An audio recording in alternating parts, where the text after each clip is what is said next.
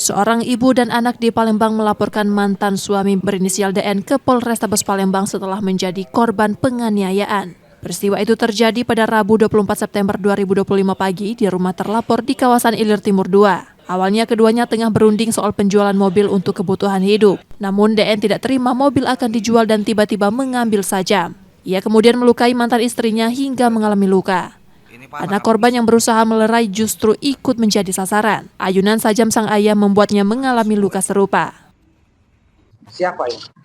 Orang tua saya, Pak. Ayah ya? Ayah. Kenapa melaporkan ayah sendiri? Tindak kekerasan, Pak. Diapain kita? Mau dikapal. Udah kena kita?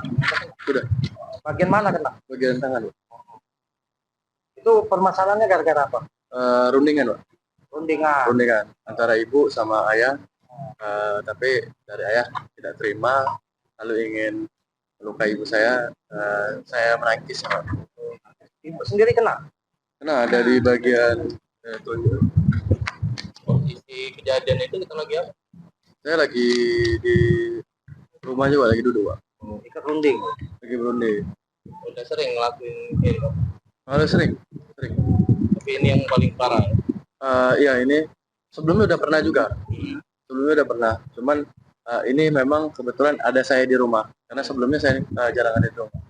Itu ayah tuh udah nyiapin parang atau ambil di dapur? Gimana? Enggak, parang itu memang biasa dikabarin di ruang tengah. Itu lalu diambil. Kalau boleh tahu itu masalahnya itu masalah apa? Masalah mobil, Pak. Ya. Mobilnya Mau dijual.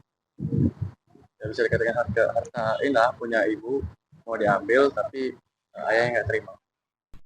Atas laporan tersebut, DN terancam hukuman maksimal 5 tahun penjara.